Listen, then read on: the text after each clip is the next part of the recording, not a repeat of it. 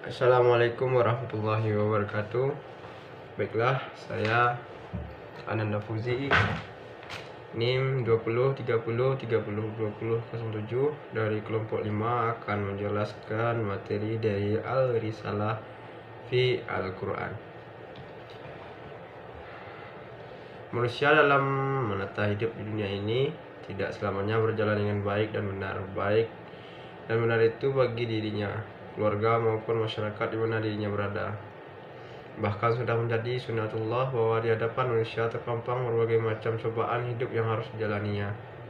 Semua cobaan tersebut pada akhirnya sampai pada suatu nilai, yaitu baik atau buruk.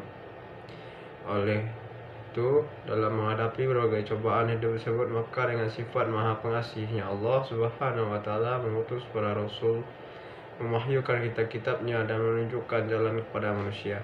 Semua perbuatan Tuhan tersebut pada dasarnya sebagai wujud Rahman dan Rahimnya kepada hambanya agar tidak tersesat menjalankan rutinitas dalam hidupnya. Hidayah Allah subhanahu wa ta'ala telah ditanamkan di dalam diri manusia sejak awal, yaitu berupa ikrar pengakuan bahwa Allah subhanahu wa ta'ala lah Tuhannya, seperti dalam Quran surat Al-A'raf 172 yang berbunyi A'udzu billahi minasyaitonir rajim. Bismillahirrahmanirrahim.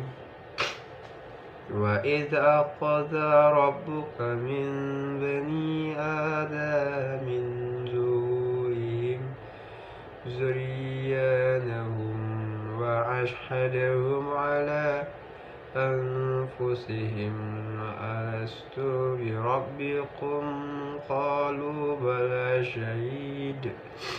Artinya, dan ingatlah kepada Tuhanmu mengeluarkan keturunan anak-anak Adam dan dari sulbi mereka, dan Allah mengambil kesaksian terhadap jiwa mereka. Saya berfirman, bukankah aku ini Tuhanmu? Mereka menjawab, betul, engkau Tuhan kami, kami menjadi saksinya.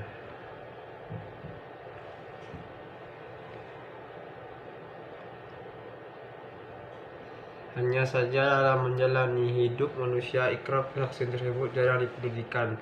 Itulah sebabnya Allah subhanahu wa ta'ala menurunkan risalahnya yang diemban hanya pada Rasulnya. Dengan demikian kasih sayang Allah subhanahu wa ta'ala menyertai sejak penciptaan melalui pemeliharaan sampai kepada pemberian petunjuk, karena dengan petunjuk itulah manusia dapat menyelamatkan dirinya dari segala hal yang bisa menyesatkan. Pengertian Al-Risalah. Kata Al-Risalah berasal dari kata Rasalah yang berarti mengirim atau mengutus disertai dengan beban tanggung jawab. Senada dengan itu, Abu Husain Ahmad bin Faris mengatakan bahwa kata Al-Risalah berasal dari kata Rasalah.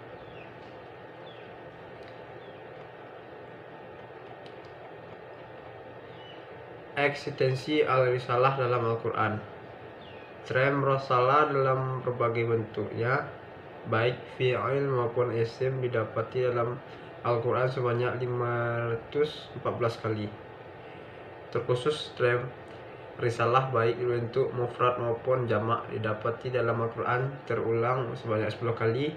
Dari 10 kali pengulangan, 3 kali antaranya berbentuk mufrad yang terdapat dalam Quran surat Al-A'raf yang ke-79 ayat 79, Quran Al-Maidah ayat ke-67, Quran Al-An'am ayat 124, sisanya dalam bentuk jamak yang terdapat dalam Quran Al-A'raf ayat 62, 68, 93 sampai 144. Quran Al-Ahzab ayat ke-39,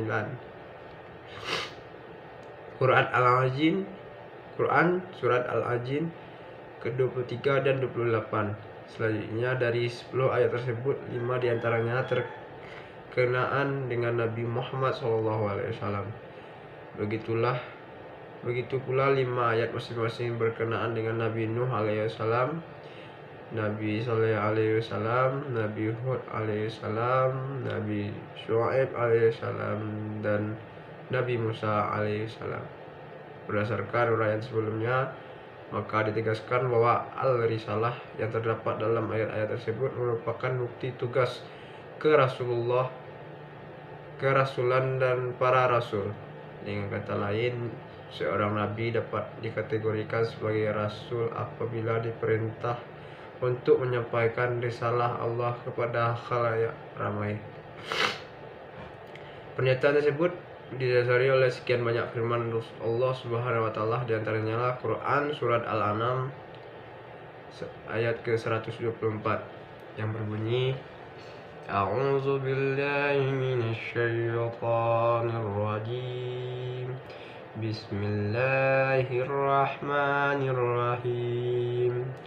Wa idza ja'atuhum ayatu qalu lan nu'mina hatta nu'ta misla ma utiya Rasulullah illahu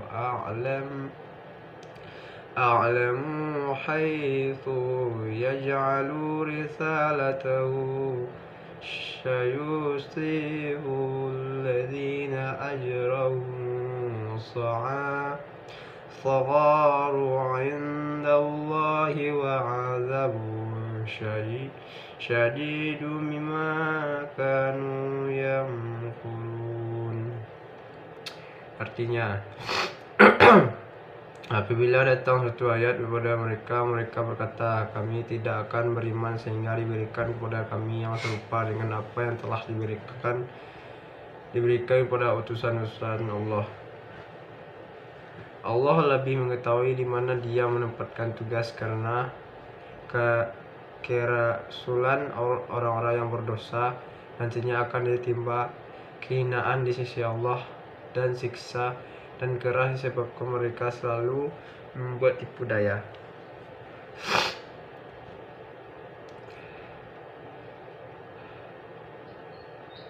Didasari oleh ilmu Allah Subhanahu wa taala, dia Maha tahu siapa yang cocok untuk diberi amanah risalah tersebut.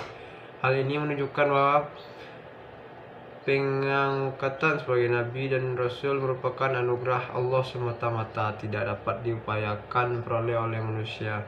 Dan penolakan terhadap risalah yang dibawa oleh Muhammad SAW bukanlah hal yang baru.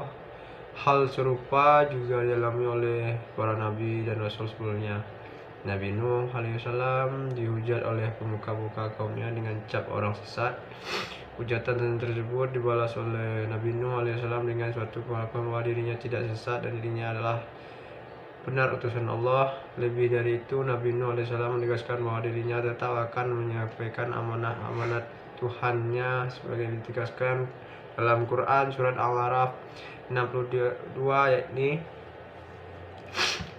A'udzu billahi minasyaitonir rajim. Bismillahirrahmanirrahim. Uballighukum risalati rabbi wa ansahu lakum wa a'lamu minallahi ma la ta'lamun. Artinya, aku sampaikan kepadamu amanat-amanat Tuhanku dan aku memberi nasihat kepadamu, dan aku mengetahui dari Allah yang tidak kamu ketahui.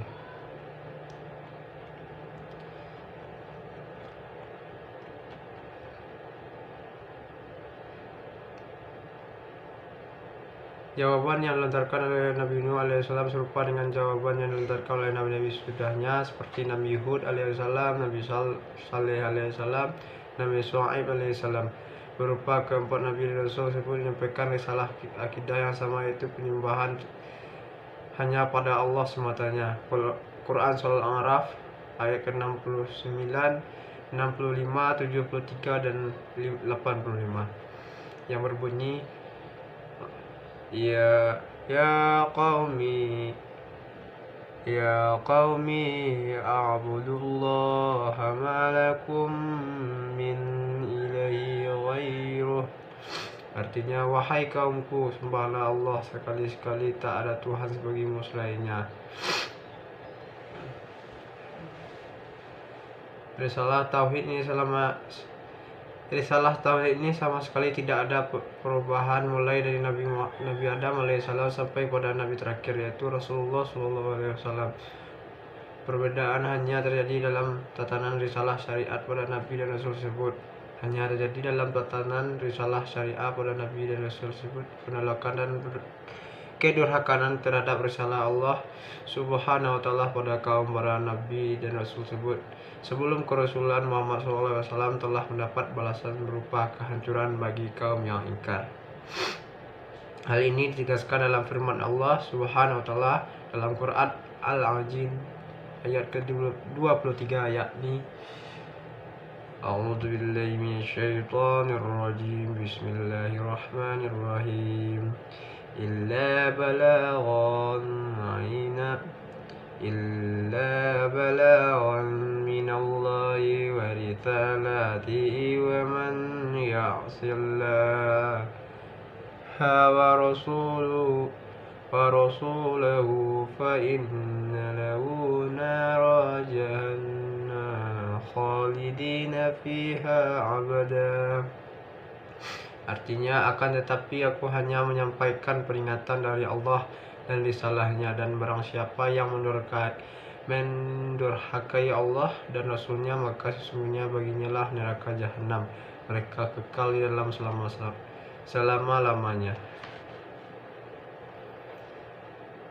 Melihat referensi ayat sebelumnya dalam surat Al-Jin ini, maka ayat ini selain menegaskan ancaman berupa neraka jahanam bagi orang-orang yang ingkar terhadap risalah ilahi, juga menegaskan fungsi dan tugas Rasulullah SAW, yaitu pembawa risalah ilahi yang harus disampaikan kepada hamba Allah. Tentu fungsi dan tugasnya telah diemban pula para nabi dan rasul sebelumnya. Hal ini telah termaktub dalam Quran surat Al-Jin ayat 28, yakni qad ablaghu risalati rabbihim. Artinya bahwa sesungguhnya Rasul itu telah menyampaikan risalahnya Tuhannya. Fungsi dan tugas para Rasul tersebut sebagai pembawa dan penyampai risalah Allah berupa kewajiban yang harus ditunaikannya. Hal ini dicerminkan ketika Allah Subhanahu wa Ta'ala memerintahkan kepada Rasulullah SAW untuk menyampaikan apa yang diturunkan atau diwahyukan tersebut kepada kaumnya. Perintah tersebut terdapat dalam Quran surat Al-Maidah ayat ke-67. A'udzu billahi minasyaitonir rajim. Bismillahirrahmanirrahim. Ya ayyuhar rasulu ballagna anzila ilaika min rabbika wa in lam taf'alu fama ballaghta risalatah. Artinya, hai Rasul, sampaikanlah apa yang diturunkan kepadamu dan Tuhanmu, dan jika tidak kamu kerjakan apa yang diperintahkan itu, berarti kamu tidak menyampaikan amanatnya. Urgensi risalah ilahi dalam kehidupan manusia. Sebagaimana telah diuraikan dari awal bahwa manusia dalam menata hidupnya di dunia ini senantiasa membutuhkan petunjuk untuk berpedomani supaya tidak tersesat dari rel kebenaran.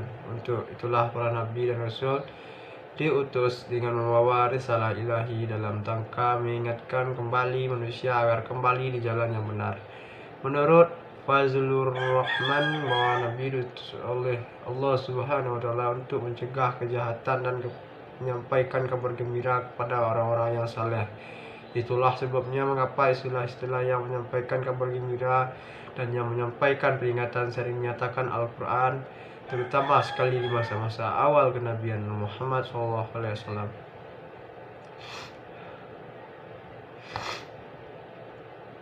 Misi yang diemban oleh para nabi tersebut adalah menyebarkan risalah tersebut dengan cara menyampaikan firman Allah Subhanahu wa taala kepada umat manusia, mendakwahkannya di muka bumi ini. Tentu pengutusan para nabi dan rasul dengan risalah yang diamanahkan kepadanya memiliki tujuan yang agung, yaitu membimbing manusia.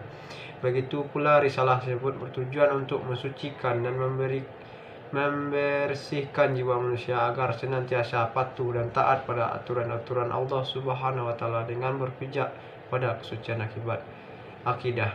Dan uraian singkat tersebut jelas-jelas peranan